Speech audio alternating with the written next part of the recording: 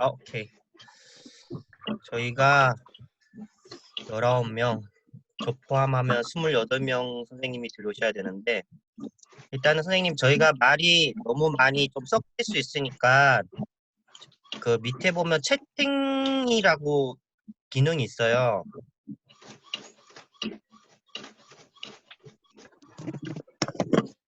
그래서 일단은 모든 분들은 일단 음소거를 해주시고 모든 분들 음소거를 해주시고 채팅에서 뭐 만약에 궁금한 거나 뭐 발언하거나 아니면 제가 묻는 거에서 뭐 제가 뭐 보다가 어떤 뭐 어느 선생님 뭐 어떻게 생각하세요라고 말씀을 드리면 그때 이제 음소거를 풀어주셔서 이렇게 대답해 주시고 이렇게 하시면 될 것 같아요.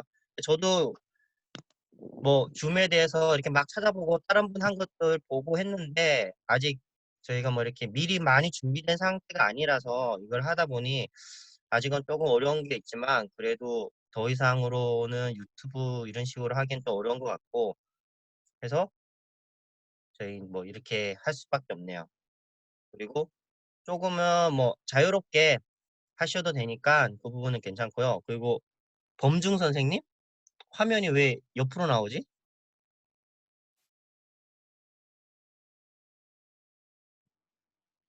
네, 돌리겠습니다. 아닙니다. 뭐 괜찮습니다. 그 PPT 자료는 다 받으셨죠? 채팅으로 대답해 주시면 돼요.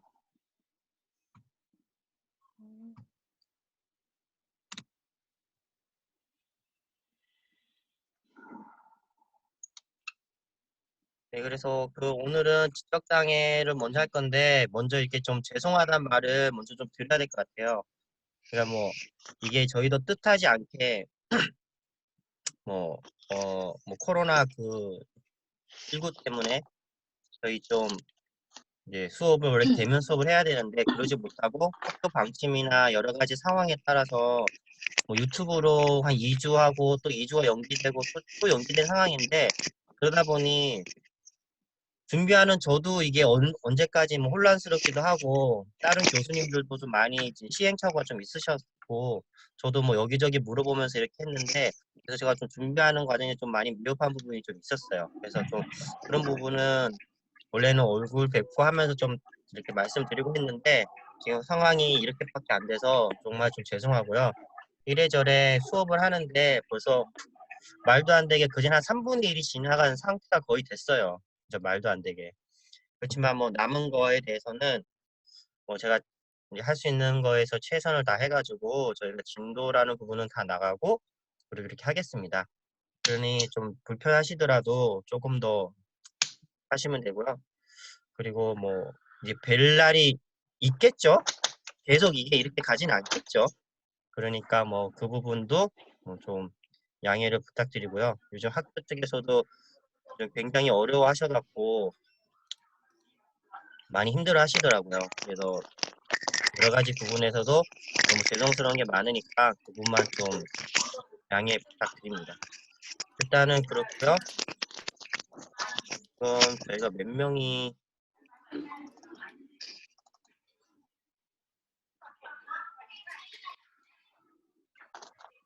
저희가 지금 저 포함해서 23분이 들어왔는데 그래서 보니까 저희가 27명이 돼 있더라고요. 그래서 일단은 뭐 출석 체크가 어떻게 돼야 될지 모르겠지만 네 그렇게 해주시면 될 것 같고 제가 이걸로 이렇게 할까요? 아니면 PPT가 좀 보이게 해서 할까요?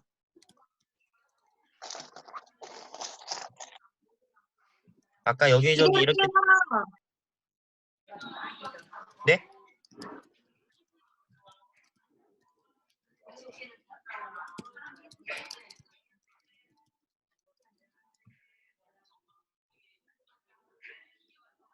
오케이.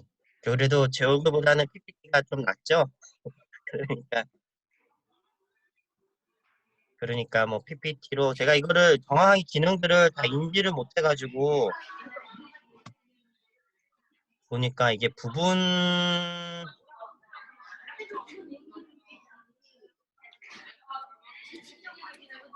잠시만요. 아까는 화면 공유가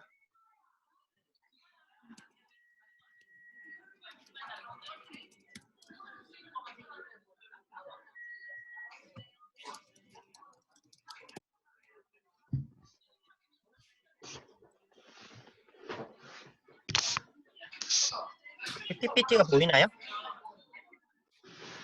안녕. 어. 보여요. 아, 혹시 PPT 안 보이나요? 보여요. 보이나요? 네. 네, 보여요. 아, 이게 제가 인지한 기능으로서 이게 최적화인 것 같아서, 네. 너무 갑작스럽게 또 이게 이렇게 되니까 좀 어쩔 수 없지.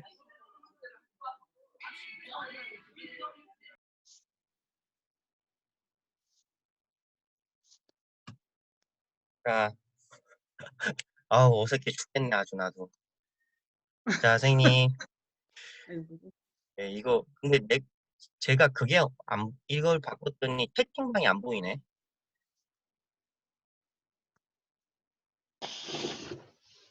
아, 됐다. 자, 그러면 일단은 저희 시작할게요. 와, 진짜 정말로 이제 배워야겠네요. 이것도 더 확실하게. 잡았어. 선생님, 지적장애, 지적장애. 많이 이제 들어본 말이죠. 그리고 이제 아마 여기에 보시니까 뭐 정말 특수학교에서 일단 이제 교사 선생님도 계시고, 그리고 또 뭐 특수교육지원센터에서도 계시고, 그리고 뭐 이제 뭐 클리닉이나 관련된 이런 데에서도 하시는 분들도 있는데 이제 많이 뵐 것 같아요. 그리고 지적장애는 우리 전체 장애 학생들 중에 절반 이상을 차지하는 이제 많은 수가 있어요. 그래서 우리가 사회에서 또 다른 말로 부르는 게 있죠. 지적장애 학생들을. 혹시 뭘로 부르는지 아세요? 지적장애랑 자폐성 장애를 합쳐서 우리가 같이 부르는 말. 발달장애. 발달장애. 네네, 발달장애라고 하는데, 이제 뭐, 다들 음소거 안 하시고, 뭐, 그냥 자유롭게 얘기하셔도 될 것 같아요. 뭐 공간이 괜찮으면. 네. 뭐, 공간이 괜찮으시면 그냥 얘기를 하셔도 될 것 같아요. 음소거를 뭐 하고, 만약에 그 외부에 카페나 있으신 분들은 좀 그러면 음소거를 하셔도 괜찮지만, 주변이 조용하시면 예, 자유롭게 좀 얘기해 주셔도 될 것 같고, 발달장애라고 해요. 그래서 간혹 가다가 저희가 조금 헷갈리는 게 뭐냐면, 특수교육 지원 대상자라고 해가지고 학생들을 그 장애 영역을 분류를 할 때 거기에 발달 지체라는 말이 나와요. 그런데 그거를 간혹 가다가 이제 발달 장애랑 혼돈을 해서 좀 그러는데 발달 장애는 특수교육 대상자에 포함이 되어 있는 건 아니고 우리가 자폐성 장애와 지적 장애를 조금 포괄적으로 얘기하고 이들을 위해서 지원 체계를 좀더 잘 하기 위해서 이제 발달장애라고 명칭을 하고 거기에 대해서 따로 이렇게 합니다. 그래서 특수교육 대상자에는 그 용어는 쓰진 않아요.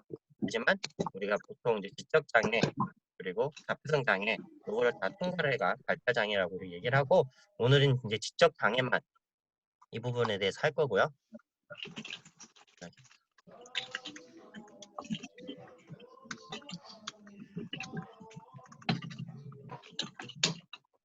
일단 중요한 게 뭐가 지적장애냐라는 거죠. 그러면 선생님들 혹시 우리가 보통 일반적으로 지적장애 하면 판별할 때 가장 먼저 하는 게 뭐죠? IQ. 그쵸. IQ.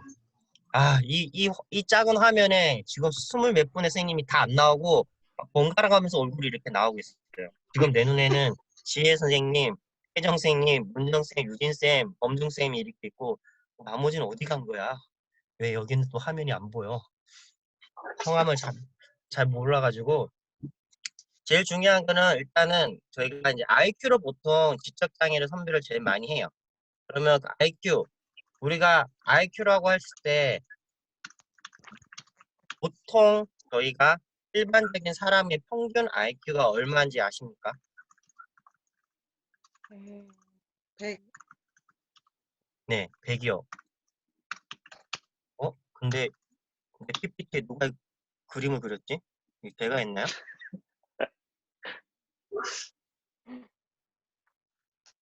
100인데 그 100에서 이 표준 편차를 벗어나면 지적장애 그리고 또는 우리가 영재라고 좀 얘기를 해요. 그래서 IQ 100에서 1표준 편차가 15입니다. 그러면 이 표준 편차가 넘어가면 스스로는 얼마가 되죠? 70. 예, 훌륭합니다. 지혜 선생님. 70이고요. 70이고 위로는 130이에요. 근데 130 이상 보고 우리가 영재라고 안 그러고 그거보다 좀 더 얘기를 해요. 뭐 140이다 정도로 좀 하는데 일단은 지적장애는 70 이하면 일단 IQ에서 지적장애다라고 얘기는 하지만 물론 간혹 가다가 그 검사에 대해서 신뢰도라는 부분이 있기 때문에 그러면 69는 지적장애고 71은 지적장애가 아니냐라고 했을 때 그거는 조금 차이는 있고요. 그 부분은 좀 이따 다시 얘기를 할게요.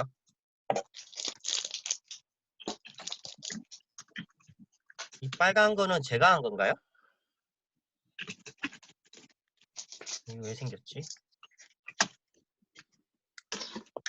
이 정의라는 부분에서 이제 지적 장애는 현저하게 나타나는 평균 이하의 지적 기능과 함께 적응 행동의 제한성을 보이는 것으로 발달 시기에 나타나 교육적 성취에 부정적인 영향을 미치는 것이다.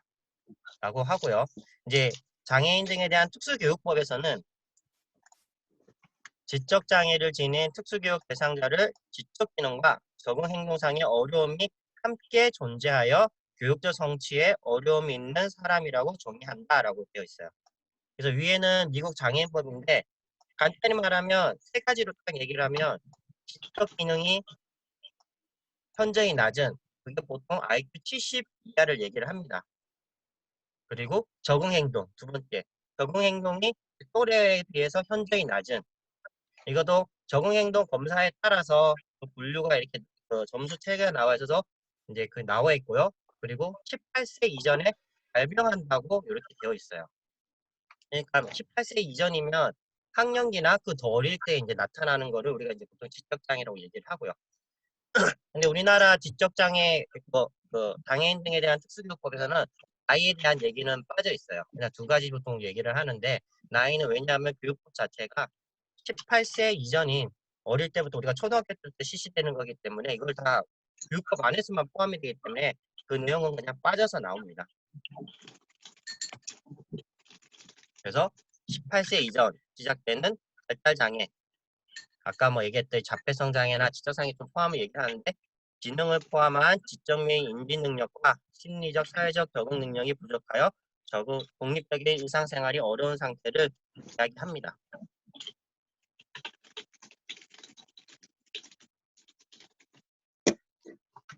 과거에 보면 저희가 이제 지적장애라고 얘기를 했을 때 그 용어가 정신지체라는 말을 먼저 썼었어요. 혹시 그 들어보신 적 있으시죠? 그리고 그 전에는 뭐 박야가라는 말도 썼었고 그 용어 자체가 굉장하게 좀 불편함을 많이 주는 용어로 좀 많이 썼었어요. 그러다 보니 이게 지금에 와서는 지적장애라고 했지만 얼마 전까지만 해도 정신지체라는 말을 저희가 사용을 했었어요. 그래서 뭐 그전에는 또 다른 표현들도 저희가 되게 비하하는 말을 많이 했었죠. 우리가 일상생활 살면서 뭐 뭐가 있었을까요? 우리가 굳이 일상생활에 살면서 이렇게 얘기를 할 때 좀 비하하는 용어로 썼던 것들을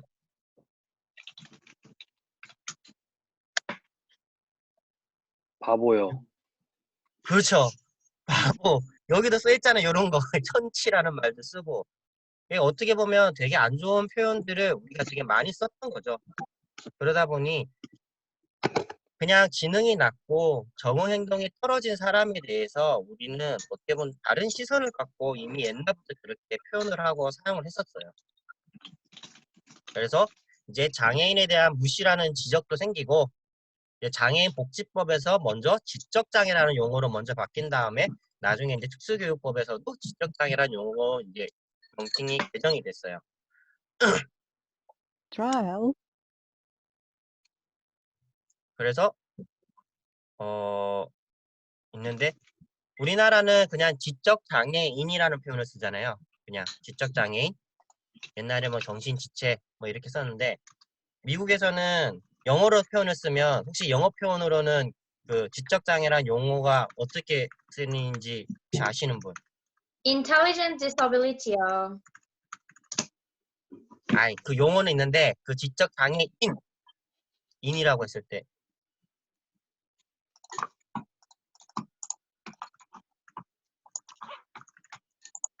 지금 검색하는 소린가? 이거는 보면 우리는 말을 할 때 지적 장애인이라고 했을 때 장애 이름이 먼저 나오고 사람이라는 표현을 쓰죠. 근데 영어에서는 individual with intellectual disability 또는 person with intellectual disability 이렇게 표현을 해요. 옛날에는 그냥 handicapped people, handicapped person이라고 했어요. 그래서 장애라는 말을 먼저 쓰고 나중에 사람을 했는데 지금은 사람이라는 표현을 먼저 쓰고 장애라는 표현을 나중에 써요. 그 말은 이미 용어부터 인식이 바뀌어야 된다고 하는 거죠. 사람인데 그냥 평소에 일반 사람인데 그냥 조금의 장애가 있는 사람이라는 표현을 쓰는 거예요. 그냥 아예 뭐 기능적으로 문제가 있는 사람, 뭐 현저히 떨어진 사람이 아니라 그렇게 표현을 쓰기 때문에 지금은 그 표현이 바뀌어서 우리나라는 그냥 뭐 어쩔 수 없이 그 한글 때문에 그냥 지적 장애인이라고 하지만 이미 영어에서는 사람이라는 걸 먼저 우선순위에 두고 그 다음에는 그게 뭐 그 사람이 가지고 있는 장애명을 쓰면서 사람이란 부분을 먼저 조금 더 많이 강조를 합니다. 그리고 뭐 미국 지적발달장애협회와 뭐 세금보건기구에서도 이미 이제 이 용어를 다 쓰고 있고요. 그리고 여기 보면 여기 미국 지적발달장애협회라고 돼 있는데 옛날에는 여기가 이제 멘탈 리타디에이션 해가지고 그렇게 돼 있지만 지금은 인텔렉츄얼 디스빌리티, 인텔렉츄얼 앤드 디벨롭먼트 디스빌리티에서 좀 포괄적으로 여기서 다 좀 협의를 많이 하고 뭐 연구도 많이 하고 논문도 많이 얘기를 하는 데고요. 그리고 뭐 기능적인 행동들과 상황적 요인들은 모두 초점을 두고 이제 현재의 전문적인 실제들과 이제 조화를 하고 사회와 생태학적 구조에 기반을 두고 뭐 개별화된 지원 제공을 위한 근거로 제시한다. 그래서 이제 그 용어에 대해서 이제 변처를 하면서 조금씩 변화가는 부분들이 있습니다.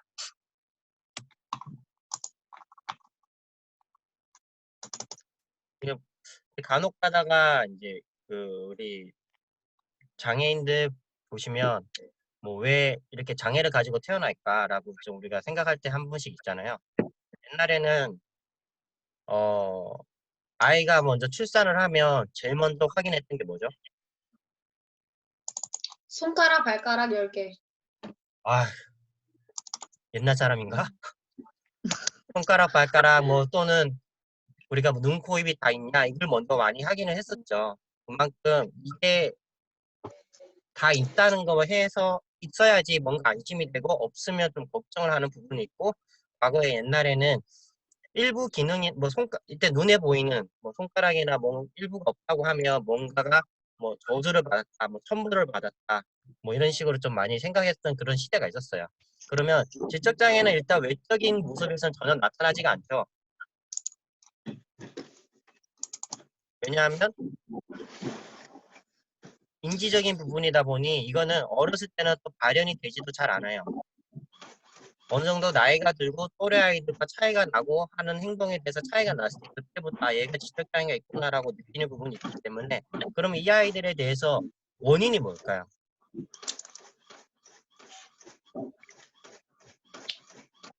일단 원인은 50% 이상은 알 수가 없는 걸로 보통 우리가 연구에서는 얘기는 해요. 왜냐하면 정말 알 수가 없어요. 자연 발생적으로 생겨나는 것도 있고 하지만 지금은 확인할 수 있는 그 원인은 몇 개는 찾은 것들이 있죠. 아마 이제 뭐 선생님 중에서도 그 뭐 자녀가 있으신 분도 알 수 있지만 이제 임신 중에 뭐 약물을 잘못 섭취를 한다든가 또는 어떤 사고를 통해서 이렇게 했을 때 간혹 가다가 자녀 태아에 뭐 충격이 가서 이렇게 장애가 생기는 경우도 있죠. 그리고 요즘에는 또 알코올 또는 뭐 흡연 이런 부분에서 또 이제 나타날 수 있지만 하지만 대부분은 알 수가 없다는 게 보통이고요. 뭐 생물학적 원인, 뭐 환경적 원인이 있고 뭐 50% 이상은 알 수는 없고 장애가 심할수록 원인을 파악하는 확률은 높고 이제 그 중도 장애가 비중이 그 전통적인 생애학적 원인에서는 중도 장애가 더 많다고 이제 얘기는 나오고요. 그리고 유전학 발달로 그 이제 뭐 DNA나 아니면 저희가 뭐 그 세포에 대해서 어떤 변형이 있어가지고 그런 부분도 나타나는 부분도 있고요. 일단 다중 위험 요인 접근법이라고 해가지고 여기 AAIDD가 그 아까 미국의 지적 발달 장애 협회에서 이렇게 얘기를 하기로는 지적 장애를 초래하는 원인에 대해서 여러 가지 방법 이런 게 있다라고 이제 얘기를 했어요. 잠시 후 오른쪽 고속도로 밑으로 주행하십시오. 아, 이동 중에도 이런 수업을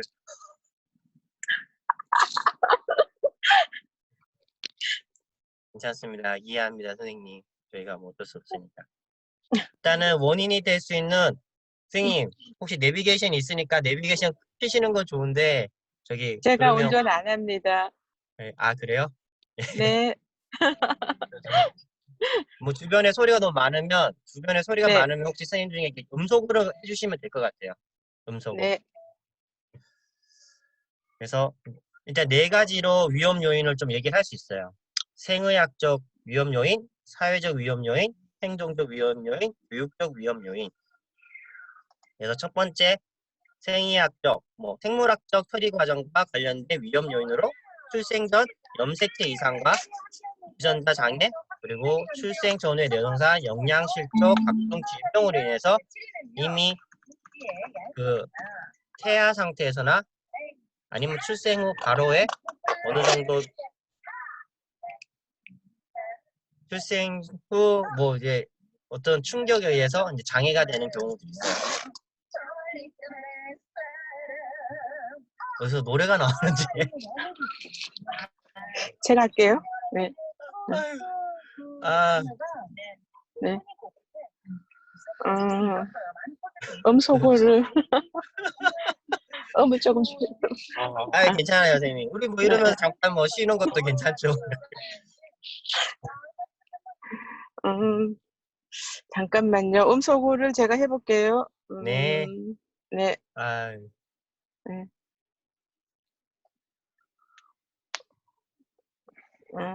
화면 아 터치 아래.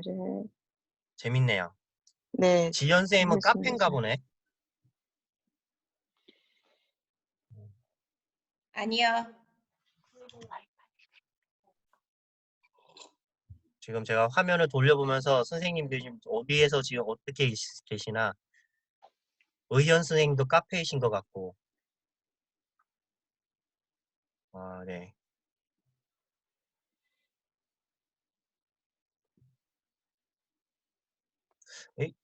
저희 분들 중에 외국 분이 좀 계세요? 영어 이름이 좀 계시네. 아, 음소거가 되셨나? 그러면 사회적 위험 요인. 아동 발달에 영향을 주고 가급과 상호작용의 질을 좌우하는 위험 요인으로 이제 출생 전 빈곤, 산모의 영양실조, 산모가 겪는 가정폭력, 출생 전후 부적절한 관리, 그리고 출생 후 빈곤이나 자극이 부족한 환경 이런 것도 있어요. 일단은 빈곤이라는 부분에서 생각보다 장애를 발생하는 요인이 좀 크고요. 그 빈곤의 순환이라고 있어요. 악순환이라고 좀 얘기를 하는데 그 빈곤으로 인하면 빈곤 때문에 교육을 받을 수 있는 기회가 굉장히 적어지죠. 그러면 상대적으로 교육을 받기 힘든 상태에서 직업을 구할 때 굉장히 낮은 수준의 소득이나 어느 환경에서 낮은 수준의 환경에 있는 직업을 구할 수밖에 없는 그런 현실에 많이 놓이게 돼요. 그러다 보면 또 빈곤으로 인해서 이 중간중간마다 이거 좀 그리면서 하면 좋을 텐데 중간중간마다 뭐 음식이라든가 여러 가지 필요한 부분에 대해서 충족지가 못하니까 굉장히 이제 신체적으로 약해져 있는 부분이고 그렇게 해서 나중에 뭐 결혼을 하고 할 때도 또 환경적인 요인이나 아니면 여러 가지 빈곤을 통해 가지고 장애를 있는 자녀를 놓을 수 있는 확률이 굉장히 높은 수준에 나와요. 그리고 그 자녀가 또 태어났을 때 다시 빈곤으로 인해서 그런 순환들이 계속 악순환으로 이루어지는 부분들이 있어요. 우리나라도 뭐 지금은 많이 그렇지 않지만 오히려 저기 뭐 제3국이나 저기 아프리카 쪽에서 나라들은 아직도 그렇게 좀 그런 악순환 속에서 뭐 자녀가 장애가 있는지 없는지도 모르고 그냥 이렇게 살아가는 분들이 많죠. 또 세 번째 행동적 위험 요인에서는 당사자와 부모의 부적절한 행동. 근데 이 부분들이 조금 요즘 최근 들어서 많이 나타나고 있는 부분이죠. 간혹 가다가 저희가 그 자녀를 뭐 학대나 폭행으로 인해 가지고 치사까지 이루어지게 하는 그런 경우들이 너무나 많아 가지고 좀 이 부분에 대해서 요즘에는 조금 더 뉴스에서 많이 이슈화되는 부분들도 있어요. 그래서 부모의 약물 복용, 음주 흡연, 부모 육아 거부, 아동 학대, 가정 폭력, 아동의 위험한 행동 이렇게 있는데 제가 한번 얘기를 했을 것 같은데 제가 난독증 학생 치료 관련돼서 그 프로그램 때문에 이제 나간 적이 있었는데 제가 갔던 곳이 이제 구리에 이제 갑자기 그룹홈이었어요. 그룹홈이라고 하면 과거에는 저희가 뭐 장애 학생이나 또는 고아들을 집단 생활을 이렇게 묶었어요. 집단 생활을. 그래서 우리가 고아원 아니면 장애 무슨 시설 이런 식으로 운영을 했었는데 지금은 그런 시설 면에서 운영을 하기에는 그 아동들이 그런 가정에 대한 그런 혜택이나 또는 가정에 대해서 뭐 받는 사랑을 못 받기 때문에 좀 소그룹으로 가정과 같은 형태로서 그들이 생활을 할 수 있게 하는 게 이제 그룹홈이에요. 그래서 외국에는 이제 장애인들이 그렇게 좀 많이 또 생활을 하고 또 우리나라에서는 장애인들도 이제 좀 전환교육 그 일환으로 그렇게 많이 조금 투자도 좀 많이 하는 편이고 그리고 이제 고아원이나 이런 것들에 비해서 이제 그 어린아이들 어린 유치원부터 좀 많게는 고등학생까지 이 아이들을 그룹홈 형식으로 이렇게 좀 하는데 제가 그때 갔던 애들은 한 6명의 아이들이 있었어요. 그래서 유치원 애들 2명, 초등학교 애들 4명이 이렇게 있었는데 저는 이 아이들이 처음에 다 고아인 줄 알았어요. 고아라고 하면 부모님이 안 계시고 하는 아이들이죠, 보통적으로는. 그러다 보니 고아인 줄 알았는데 나중에 거기에서 계시는 사회복지 선생님이랑 이제 얘기를 하다 보니 고아가 아니라 부모로부터 학대나 그리고 그 가정 폭력에 의해서 법적인 조치를 해가지고 분리된 아이들이라고 하더라고요.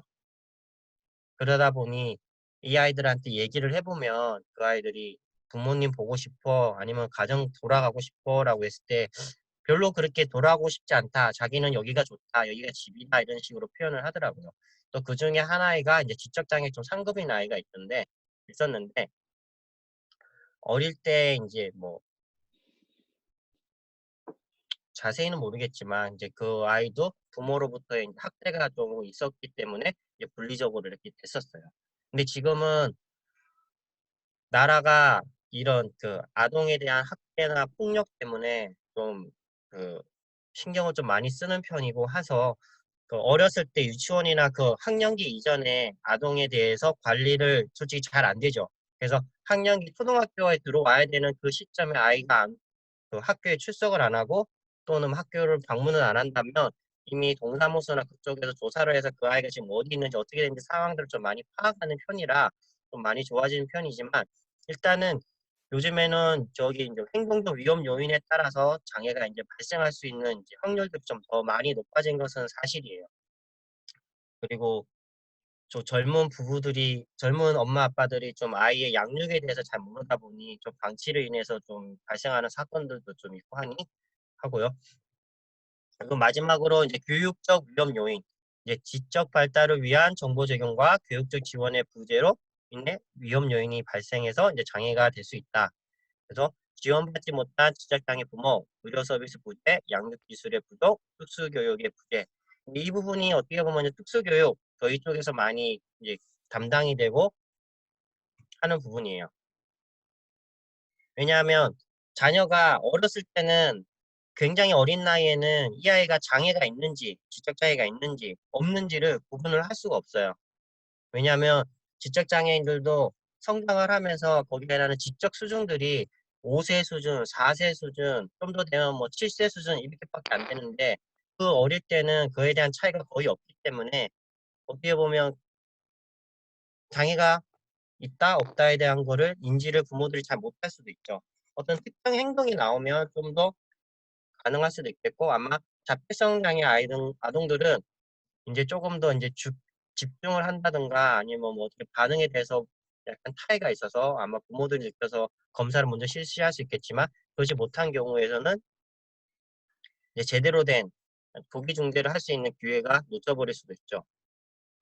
그리고 특수교육의 또 한 것도 적절하게 투입이 돼야 되는데 우리나라뿐만 아니라 뭐 많은 나라도 그렇지만 모든 장애 학생들한테 다 동일하게 이제 교육이 다 이렇게 제공이 되지 않는 현실도 있죠. 그 지난번에 시간에서 얘기했을 때도 뭐 그 최소 제한 환경을 해서 그 아동이 그 장애 학생이 교육을 받는 데 있어서 제한을 최소화해야 된다고 하지만 현실적으로 그러지 못한 부분도 있고 우리나라에서도 특수학교 하나를 설립하기 위해서 엄청나게 난리를 피우고 했었잖아요. 혹시 얼마 전만 해도 강서구 쪽이었나?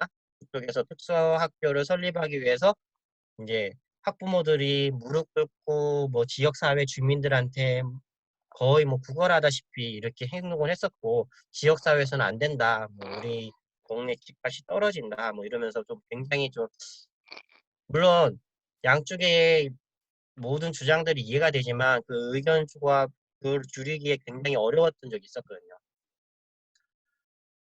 제가 그 우진학교라고 한국 우진학교라고 우리나라 특수학교 중 하나인데 거기에 혹시 어디 있는지 아세요? 한국 우진학교가? 거기가 어디죠? 마포구 디지털 미디어 시티의 월드컵 경기장 그 근방인데 학교가 정말 아파트 단지 안에 있어요. 아파트에 둘러싸여서 이렇게 안에 있어요. 근데 거기에 특수학교가 있는다. 그러면 그 아파트 주민들이 어떻게 할 것 같아요? 자, 내가 반대. 만약에 아파트 주민이라면 나는 반대하겠다. 한번 손을 한번 반대하겠다. 솔직한 분. 제가 이게 지금 화면을 다 보면서 할 수가 없어서 아마 반대하신 분도 있고 뭐 상관없다 하는 분도 있을 거예요. 이왕이면 학교가 들어오는 것도 특수학교가 아니라 뭐 초등학교가 들어오거나 중학교나 들어오면 더 좋을 수 있겠죠. 그래서 그 학교에서 낸 자구책 중 하나가 뭐냐면 거기 우진학교가 지체장애 학교예요. 지체장애다 보니 아이들이 이제 그 신체 근육이나 이런 부분이 많이 저하가 되니까 운동을 하기 위해서 센터를 운영을 했어요. 되게 큰 수영장을 운영을 하면서 아동이 거기서 수영장 안에서 물속에서 저항이 있는 그런 뭐 여러 가지 뭐 교육 프로그램에 따라서 하며 그렇게 지도를 했는데 물론 수영장이 작은 규모가 아니라 큰 규모의 학생들이 수업하는 시간 이외에는 지역 주민들한테 열었어요. 그 부분을. 그래서 지역 그 주민들이 활용할 수 있게 약간 뭐 스포츠 센터처럼 활용을 하고 수업 시간에만 학생들이 수업을 하는 걸로. 그러다 보니 지역 주민에서 이제 오케이를 하고 어느 정도 합의를 보고 그 학교가 설립이 됐거든요. 그러다 보니 이게 단순히 학교 하나가 설립되고 특수교육을 하고 싶지만 의외로 이제 그런 의견들을 좁히는 게 굉장히 어려운 부분들이 있죠.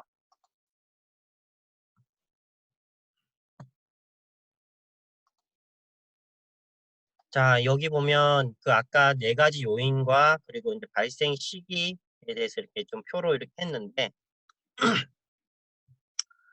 보시면 이제 출생 전, 출생 전후, 이제 출생 후 이렇게 되어 있어요.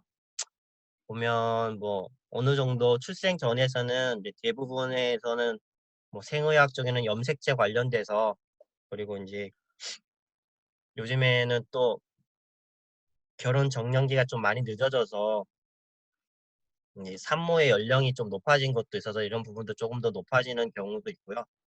그리고 이제 사회적 요인으로서는 이제 제일 큰 거는 빈곤. 이게 제일 큰 부분 중 하나고요. 그리고 이제 그로 인해서 산모의 영양 실조. 있고 이제 행동적 요인에서는 이제 부모들의 약물, 뭐 음주. 근데 그 중에서 가장 좀 큰 부분은 이제 부모의 미성숙으로 인해 가지고 아동의 이제 발달상에 이제 충분하지 못한 양육이나 뭐 케어를 받지 못해서 이제 나오는 경우가 있고요. 그 교육적 부모는 확실히 그 부모가 이제 준비를 좀 부족한 게 있죠. 근데 출생 전이기 때문에 뭐 어떻게 할 수 있는 부분은 거의 없죠. 교육적인 부분에서는. 그 출생 전후로서는 뭐 조산, 그리고 뭐 출산 관리 못하고 뭐 양육 거부, 뭐 중재 서비스에 대한 뭐 의료적 뭐 의료 부족 이런 게 있고, 출생 후로는 아무래도 이제 외부로부터 들어오는 이제 자극이나 여러 가지 영향에 인해서 이제 많이 좀 되고요. 그래서 이거는 표를 보시면 될 것 같고, 여기 교육적인 부분에만 출생 후에 교육적 요인에 보면 이제 부적절한 양육, 지체된 진단, 그리고 부적절한 조기 중대 서비스, 특수교육 서비스, 가족 지원. 이 부분이 어떻게 보면 여러분들도 나중에 그 행동 분석 뭐 분석가로서 활동하실 때도 이 적절하게 들어가야 되는데 적절하게 들어가지 못한 부분에 대해서 이제 하는 거죠. 그리고 이게 원인이라고도 하지만 어떻게 보면 그 장애가 있음으로 해가지고 기능적으로 더해야 되는 부분들을 어느 정도 끌어올리거나, 그리고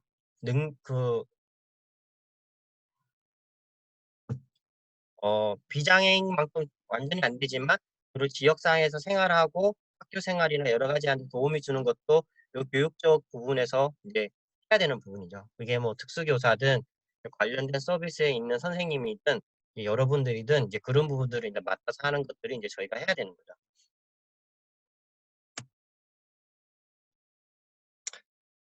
여기 보면 그 생의학적 위험 요인에서 뭐 염색체 해가지고 굉장히 그 많은 그 이름들이 나와요. 아마 여기 특수교사 하시는 분들은 우리 제일 많이 하는 다운 증후군부터 시작을 해서 뭐 여러 가지 있는데, 이거는 일일이 다 아실 필요는 없어요. 근데 만약에 임용을 준비하신 특수교사 임용하시는 분이 계시다면 이 부분도 좀 문제가 한두 문제가 꼭 나온다고 하더라고요. 근데 여기는 저도 공부할 때는 그렇게 자세히 공부하는 것보다 이런 게 있구나 하고 다 넘어갔던 부분들이긴 해요. 너무 생각보다 이런 친구들도 만나본 적도 많이 없고 해가지고, 네. 일단은 염색체 이상으로 생겨서 이제 장애를 가지는 경우예요. 그래서 이제 3염색체, 감수 분열 중 염색체가 분리되지 않아 자세포의 한 쌍의 염색체가 한꺼번에 전달되어 수정란에서 3개의 염색체가 한 그룹으로 나타남. 그러니까 다운 증후군이 보통 있는데, 이게 몇 번째 염색체죠?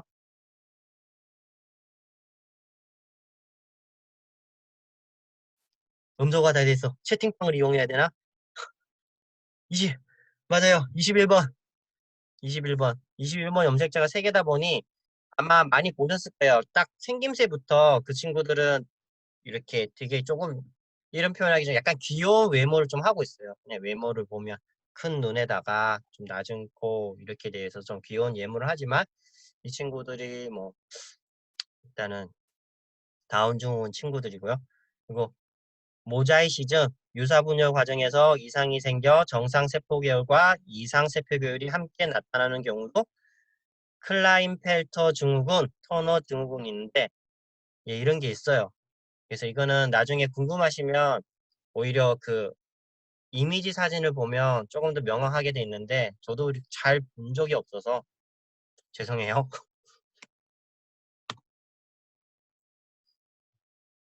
예, 아까 얘기했던 다운 증후군, 클라인펠터 증후군, 이제 터너 증후군 이렇게 나와 있습니다. 뭐 다운 증후군은 여러분 잘 아시다시피 많이 본 거고요. 이거 클라인펠터 증후군은 이제 남성 성염색체 이상으로 되어 있고, 뭐 XY 플러스 X, 그리고 모자이크형이 아닌 비모자이크형으로 이렇게 되어 있어요. 나중에 뭐 저희가 나중에 시험을 본다면 이런 부분 절대 안 낼 거니까 신경은 안 써도 되고요. 그냥 이런 게 있다라고만 아시면 될 것 같아요. 그래서 터너 증후군은 여성의 성염전체 이상으로 엑소 돼 있고 이제 신체 기형, 골다공증 이형, 당뇨병, 갑사성 기능 저하증, 이제 학습 장애나 이제 경한 지적 장애, 이제 경도 지적 장애 정도로 나타납니다. 그리고 염색체 구조 이상으로 염색체 구성의 일부가 떨어져 나가 자신의 쌍이 아닌 다른 염색체와 결합 또는 뭐 염색체 일부가 서로 바뀌어 결합되는 결손되는 거 있는데 이 부분은 그냥 조금 빨리 넘어가고 그냥 PPT 내용이 이런 거만 있다라고 아시면 될 것 같아요. 그리고 좀 더 궁금하시면 검색어 통해서 하고 나중에 저한테 따로 그 연락 주시면 제가 조금 더 조사를 해서 그거는 좀 할게요. 이거는 저도 여기 거의 PPT에 있는 내용을 그냥 이렇게 얘기하는 수준밖에 되지 않아가지고 사진을 좀 찾고 해서 앞에서 했으면 좋은데 그러기가 좀 어려운 상황이어서 네, 그래서 프레도 윌리 증후군이라는 게 있고요. 그리고 안젤만 묘성 증후군 이런 게 있습니다. 묘성 증후군은 제가 막 찾아가지고 음성이 있길래 했더니 우는 소리가 약간 고양이 울음소리 같이 이렇게 나더라고요. 근데 이게 뭐 영아기 후반에 원래 사라진다고 하는데 그래도 그 IQ가 굉장히 낮게 돼서 이제 지적 장애가 굉장히 심하게 나타난다고 하더라고요. 그리고 윌리엄스 증후군, 그 스미스 마제니스 증후군 이렇게 있습니다. 그 보면 발생률이 보면 2만 명분의 1, 뭐 3만 명분의 1 이렇게 되어 있는데 이 수도 솔직히 적다고 하기에는 적을 수도 있겠지만 그래도 발병을 하고 이런 증상이 있기 때문에 이런 증상에 대해서 이름이 붙여지고 어느 정도 특징 등으로 다 구분이 되어 있습니다. 유전자 장애, 유전자 돌연변이 및 유전자 유전으로 이제 생겨나는 이제 요인들이고요. 그래서 돌연변이, 유전, 그리고 인간의 형질이나 질환 등으로 나타나는 것들이 있습니다. 이 부분도 뭐 거기에 따라서 신경 섬유 종증 해서 거기에 관련돼 가지고 이렇게 있는데 요것도 그냥 PPT에 있는 내용만 그냥 한번 보고 넘어가시면 될 것 같아요. 왜 이렇게 많이 써놨지?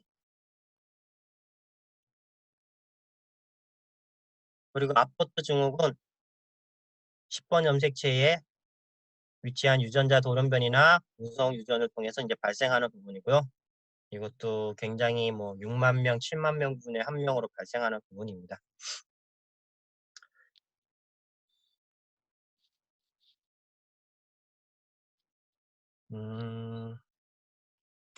그러면 제가 어차피 이거에 대해서는 그냥 PPT에 대한 내용을 제가 그냥 얘기를 하는 것밖에 없을 것 같아요. 저도 이거에 대해서는 막 찾아보고 했을 때 사진 정도만 이렇게 첨부할 수 있었던 부분인데 제가 여기다는 못 넣었었고요. 그러면 지금 저희 조금만 쉬고 그 이제 예방 이쪽으로 넘어갈게요. 네. 그러면 이게 생각보다 좀 죄송하게 저도 앉아서 이렇게 해가지고 하는 게 너무 처음이라 좀 너무 죄송해요. 하지만 뭐 지금 상황으로서는 이런 방법밖에 할 수가 없어서 하는 부분이니까 그러면 저희가 잠깐 쉬고 한 10분 정도 뭐 10분 정도 쉴까요? 아니면 5분만 쉴까요? 10분. 네. 그러면 한 정도만 쉬고 그러면 지금 45분이니까 55분에서 저희가 나머지 부분을 다시 시작을 할게요. 네. 네. 네.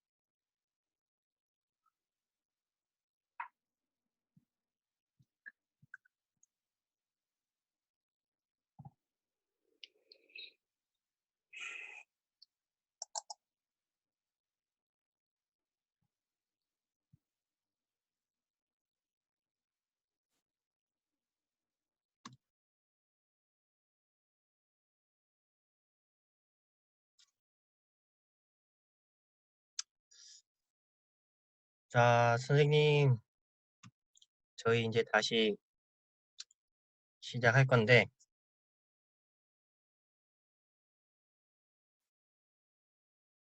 이렇게 하는 거 힘드시죠? 아, 저도 솔직히 너무 힘드네요.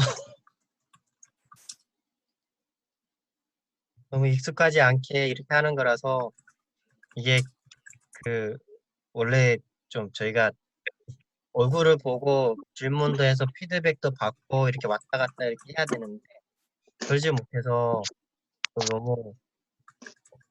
너무 쉽지가 않아요. 거기다가, 원래 저는 하면 수업이 이제 끝날 때쯤에는 한 4~5명? 이렇게 같이 소그룹을 해서 얘기를 좀 많이 하게 해요. 소그룹 모임으로. 그렇게 해서 경험했던 거, 또는 자기가 뭐 이해했던 거, 그리고 뭐 여러 가지 뭐 알고 있던 거, 뭐 등등등 얘기를 하면서 저도 이렇게 다니면서 선생님들이 얘기하는 것도 듣고, 이런 것도 대답해 줄 수 있는 거 대답을 해주고 하는 부분을 해서, 대학원 수업이잖아요. 대학원 수업이라는 게 원래 토론도 하고 토의도 하면서 이렇게 하면서 맞춰서 가는 건데, 그냥 이런 식으로 하니까 저도 너무 힘드네요. 상황이 어쩔 수 없어서 제 화면에서도 여기 선생님들 얼굴이 다 나오지가 않아가지고 이게 넘겨보면서 이렇게 하는 부분이 있어서. 네. 근데 우리가 다 참가자가 27명 다 오신 건가?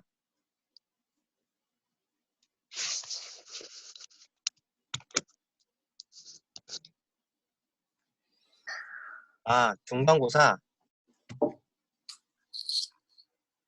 학교 측이라 한번 물어봐야 했는데, 저희가 일단은 만나볼 수는 없으니까 그거는 조금 한 번 더 물어봐야 될 것 같아요. 그리고 기말고사는 확실한 거는 이거 나와요, 저거 나와요, 다 알려드릴 거예요. 이거 나와요, 저거 나와요. 그래서 기본적인 것들에서는 그냥 아셔야 될 것이라고 생각하는 부분에서 정말 쉽게 그런 부분들을 하면 좋겠고, 그리고 하나 더, 원래 저희가 시간대를 한번 옮기려고 했었어요. 학교 측에다 물어봤었어요. 저희가 어차피 온라인상으로 이렇게 만나는 거니까 우리가 꼭 1시에 시간을 옮겨서 더 일찍 해도 되냐라고 하니까, 학교 측에서는 그 여기 이제 수강하시는 선생님들이 다 동의하면 그래도 된다라고 했는데, 근데 문제는 이 수업이 아니라 그 다음 수업 듣는 분들도 있잖아요. 다음 시간에 듣는 분들. 그리고 또는 오전에 일하시는 분이 한 분이라도 뭐 계시면 그거는 안 될 것 같아요. 그래서 그러면 저희가 다 1시에 이 시간에 다 모여서 하는 걸로 해야 되는 거니까, 그 부분은 우리 좀 이따가 다시 한번 더 얘기를 할 거고요. 일단 오늘 내용을 먼저 다시 진행하겠습니다. 자, 1차, 2차, 3차 예방이라고 했을 때, 일단은 일종의 이제 사전 예방 프로그램을 운영을 하는 거예요. 그래서 이제 임신 때 뭐 임산부 교육이랑 뭐 필요한 예방 접종이나 이런 것들 해가지고 어느 정도 하고, 그리고 뭐 어느 교육 받잖아요. 이게 뭐 한 번에 이렇게 자녀를 키워보신 분 알겠지만 피해야 될 것, 조심해야 될 것들을, 이런 거를 위험에 대한 걸 최대한 멀리해서 안전하게끔 할 수 있는 거. 2차 예방은 이제 이미 질병의 영향을 받고 있는 개인이나 장애나 증상이 나타났을 때 장애 위험 요인을 확인하고 즉각적인 조치를 취하는 부분들입니다. 그래서 뭐 극도의 저체중아, 또는 뭐 페닐케뇨증의 선별 검사와 식이요법, 또는 우리가 이제 너무 미숙아로 태어나면 인큐베이터에 넣거나 또는 뭐 필요한 조치를 취하는 것처럼 이런 것들을 해야 되는 거고요. 3차 예방에 대해서는 이미 장애가 있어요. 이제 태어났어. 하지만 기능적인 어려움을 최소화하는 데 중점을 두는 거예요. 그 어떻게 보면 저희가 교육적인 부분인 거죠. 그냥 장애가 태어났는데 그거를 방치를 해두면 다른 아이들과 다른 뭐 비장애인들이 받아야 되는 교육을 제대로 받지 못하고, 또는 조기 중재가 안 돼서 그런 기능상의 차이가 더 커질 수 있기 때문에 그걸 최소화하는 걸 목적으로 하는 거예요. 여러분, 장애랑 우리가 무슨 증이라는 말 있잖아요. 그 차이가 뭐죠? 그러면 누구 한 명은 지목해서 말씀을 해달라고 해야겠네. 자, 이름을 보고 혜민 선생님. 장애랑 증 차이가 뭘까요?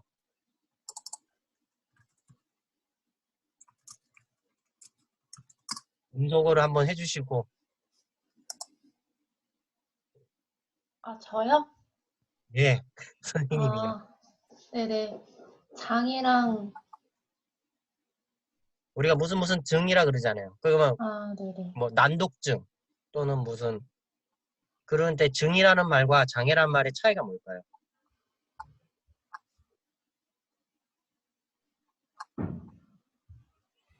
아, 모르면 모른다 해도 돼요, 선생님. 네, 확실하게 잘 모르겠는데요. 네. 아, 괜찮아요. 모를 수 있지. 뭐 다 알아야 되나? 그럼 한 분한테 더 물어봐야지. 범중쌤, 네. 장애랑 증이랑 차이가 뭘까요? 증은 앓고 있다가 회복 가능하고 장애는 원래 상태로 돌아가기가 조금 어려운 것 같은데요. 네, 그거 말이 맞아요. 그게 증은 보통 병원에서 이제 얘기를 많이 해서 어떤 치료법이 있거나 하면 돌아갈 수 있는 거, 원래 기능으로. 그리고 지금은 치료법이 없지만 나중에 생길 수 있는 부분에 있어서 나중에 돌아갈 수 있는 거지만 장애는 그 기능에 대해서 완전히 손상이 돼서 100% 돌아갈 수가 없어요.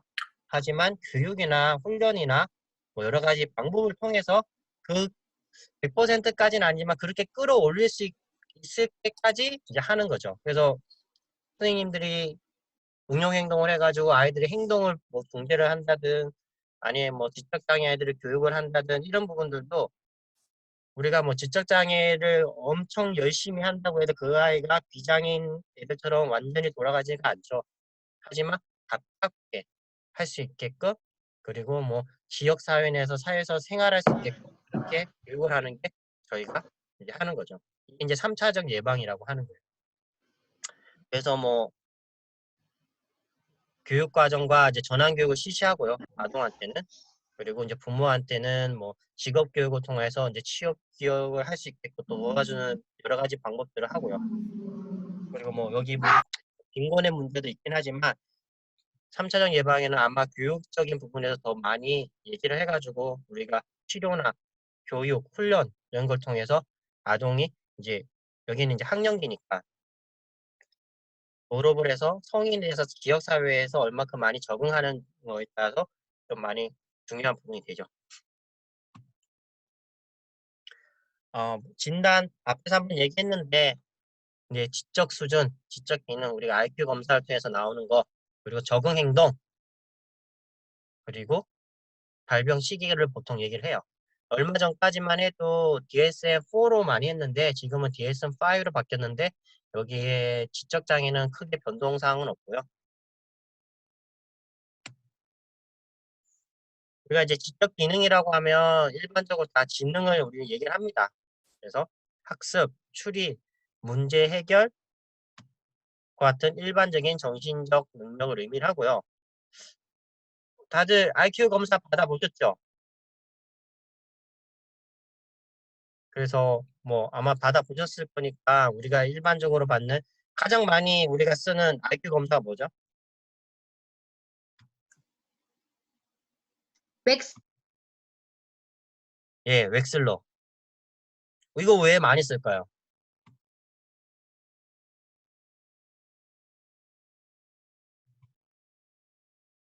간단해요? 안 간단하던데? 막상 해보면. 단지 이유는 전 세계적으로 제일 많이 써서 그래요. 이거가 제일 많은 나라에서 제일 많이 사용하다 보니 이것이 일반적으로 IQ 검사를 할 때 이걸 많이 이용을 하고요.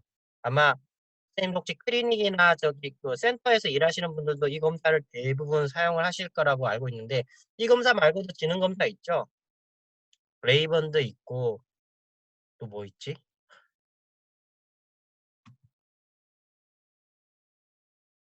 ABC가 레이번인가? 네, 다른 검사들도 있는데 그 중에서는 그래도 웩슬러를 제일 많이 사용을 합니다. 근데 이걸로 통해서 또 렉슬러도 유아용이 있고요. 그리고 아동용이 있고 성인용이 이렇게 세 가지로 분류가 돼 있어요. 그래서 유아용은 윕시라고 해서 WIPPE인가 돼 있고 그다음에 이제 위스크 WISC 이게 이제 아동용이고요. 그리고 성인용은 WISE라고 해서 WAIS라고 이렇게 되어 있어요. 그리고 적응행동 기술 일상생활에서 독립적으로 기능할 수 있는 능력의 정도를 말하고 결핍으로 사회성, 의사소통 능력, 자기주도적 능력, 자조기술, 지역사회 활용, 건강안전, 직업과 여가 영역 등 어려움을 나타냅니다. 이것도 표준화 검사를 통해서 이제 검사를 진행해서 결과를 받아볼 수 있고요. 크게는 이제 개념적, 사회적, 실제적 이렇게 적응행동을 분류를 합니다. 이거 되게 중요해요. 중요하다는 건 왠지 시험에 나올 것 같지 않나요?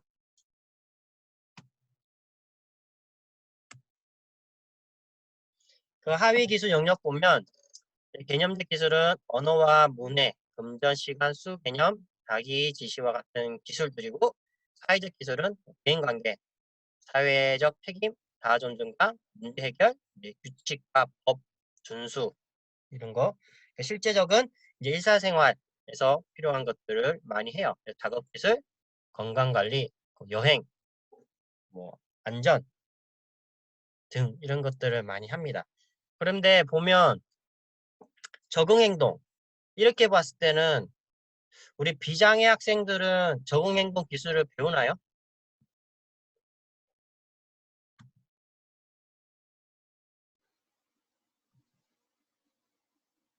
이렇게 제가 질문 드렸을 때 자기가 답해 줄 수 있는 분은 언제든지 음성으로 해주시고 답을 해주시면 돼요. 비장애인 학생들은 이 말한 이런 기술들을 그렇죠. 자연스럽게 배운다는 개념보다는 이거를 따로 배우진 않지만 생활하면서 자연스럽게 습득하는 부분이 굉장히 많죠.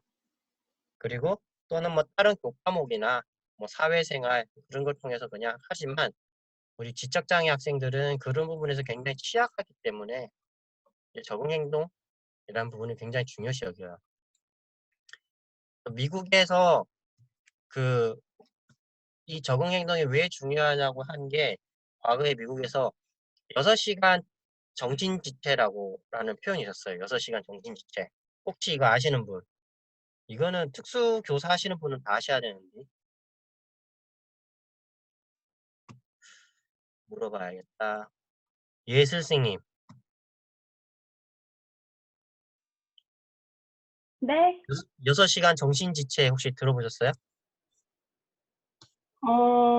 아니요. 안 들어봤어? 나만 들은 건가? 네. 6시간 정신지체가 뭐냐면 그전에는 과거에는 IQ 검사로 이제 지적장애를 판별을 했어요. 그래서 이 아동이 IQ 검사를 딱 했는데 70 이하로 나왔어.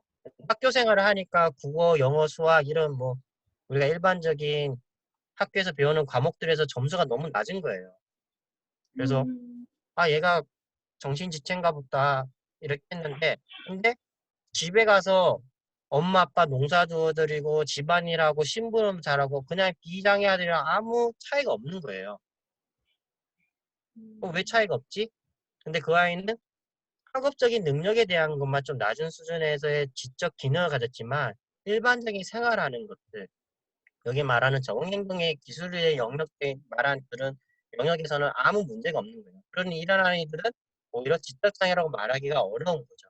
근데 오히려 IQ는 조금 높지만 이 부분이 떨어진 아이들은 또 지적장애라고 얘기도 합니다. 그거는 나중에 이제 판별을 통해서 더 정확하게 검사를 하고 하겠지만 이 부분이 더욱더 중요하게 지금은 더 많이 강조되고 있어요. 옛날에 지금 그때 유튜브 때도 할 때도 얘기를 했는데 교육을 하는 이유는 장애 학생들 교육을 하는 이유는 여러분들도 중고등학교, 초등학교 다 교육을 받은 것도 성인기부터 시작되는 삶에 대해서 살아가기 위한 것들을 배우는 거잖아요. 여기 학생들도 장애 학생들도 초등학교, 중학교, 고등학교 계속 배우는 것들을 통해서 그 이후에 죽을 때까지 살아갈 때 필요한 기술들을 배우는 것을 목표로 하는 거죠. 동일하게.